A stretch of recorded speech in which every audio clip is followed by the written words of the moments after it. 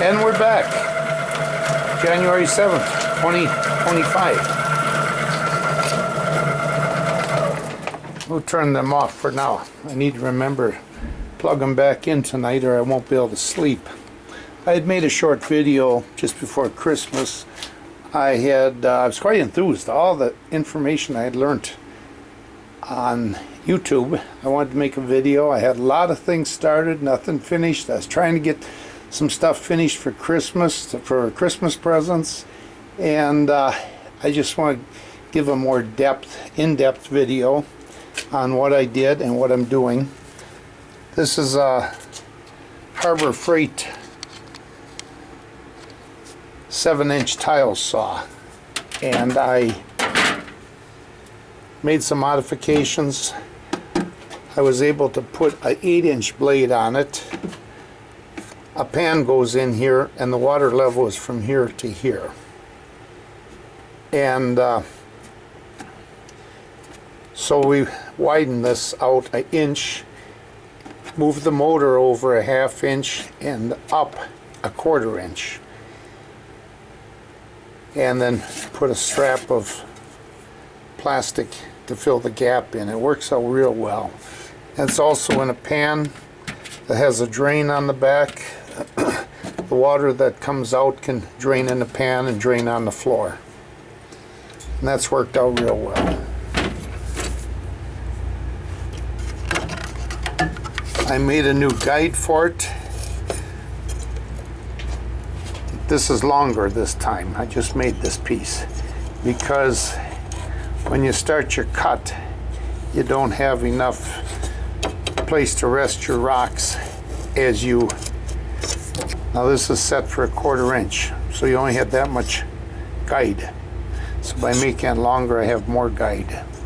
So I've made lines here for ¼ inch, 3/4, and 1 inch.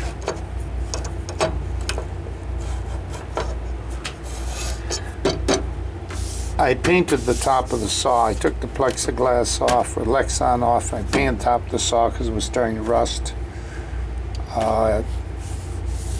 It's just a very light electroplating of chrome on these, and if you leave them wet, they're going to rust.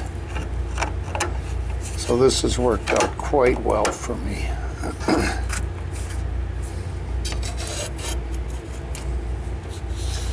The results, some slabs that I cut, they're very, very uniform, top and bottom. So the guide works real good. And as we're working, the pieces that are left over or tapered or for some reason, or the rocks I just don't use, I put them in here and review them later. Which is the case here. Some of the rocks I had, I grouped them together to see what we can make out of them. Also, I made a graph paper in laminate, and that gives me a nice reference. The cross is hard to make. I made several. I break them from the heat, and they get kind of fragile as you get sawing narrow. When they're done, we drill the top 5 millimeters deep and glue the piece in. This is the measure that's drilled 5 millimeters deep, and then epoxy the hanger in the top.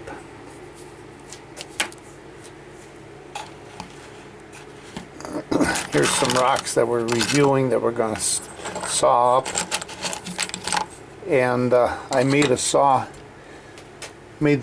from Harbor Freight. They had the angle grinders on sale, some small ones, a 7-inch blade, and this is a diamond blade that I can use for just doing the edges. And this saw will saw almost vertical. When you saw something, try to saw on this one, what happens is where the top is up to the line, the bottom is undercut. So making this saw eliminated that problem. And I have the shop vac hooked up to pull the dust away. And this drops down so we can take this off, we can service it.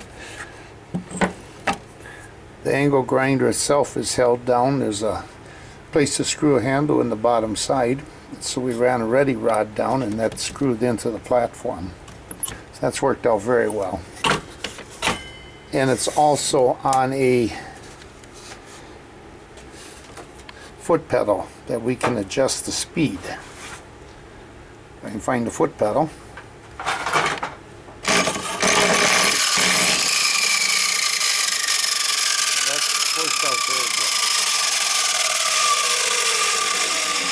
And the Dremel, the foot pedal actually came with the Dremel tool.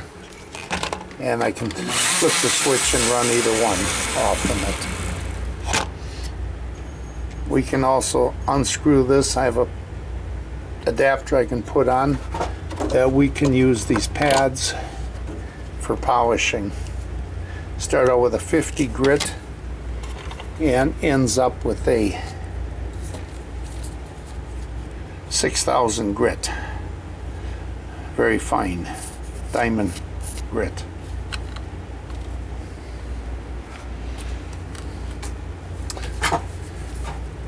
A little more information on actually polishing rocks is the tumblers. There's 4 stages to polishing. This is what one of the barrels looks like. This is a translucent one that you can see what's in there.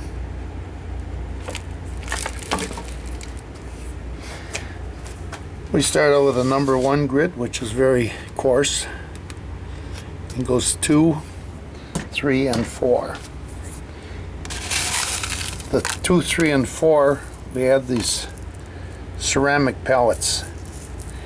They give you more abrasion because they fill in the gap between the rocks, so it keeps the abrasive in contact with the stones. And now we have more stuff finished here. Show that a little bit.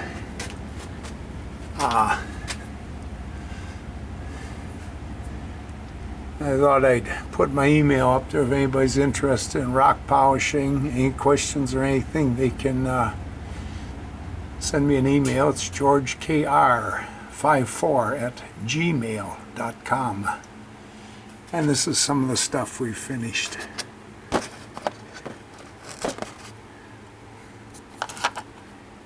And this pennant is the state of Upper Michigan.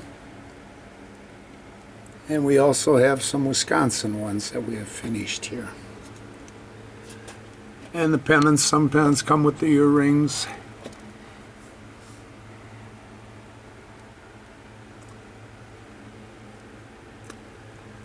Just about all of them are from stones on the bottom of Lake Superior I picked up when I was diving last summer. These came with one of the rock tumblers. Some agates, they get the translucent see-through area on them. But yeah, very pretty. Very surprised at how pretty the rocks are once you start polishing and get that outer surface, that oxidized surface off them. When I'm done polishing these, I also spray them with a sealer. It keeps the surface glossier. Keeps them from oxidizing. And of course the pendants all get a necklace, 20-inch necklace with them. And there is 4 different colored chains. And the earrings are either silver or gold colored. That's a real pretty one right there, that stone. As we go from stage to stage, I put them in little baskets. Set my butt down here. We got the raw rocks to be sawed, and then goes to first stage grind, second, third, and fourth. Actually, these third, I was quite surprised. I'm gonna look through these. Got some very pretty stones in here. Might want to saw these up. Just unloaded these today. They're still wet in spots. And this one has a little hole in it, so that won't polish out. So it might be a good one to make some pendants out of. And here's another one that's quite unique.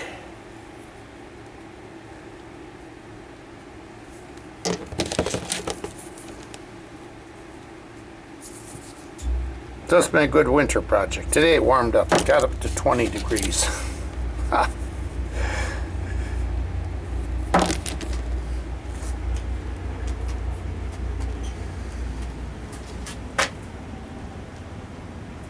And that's how it's done.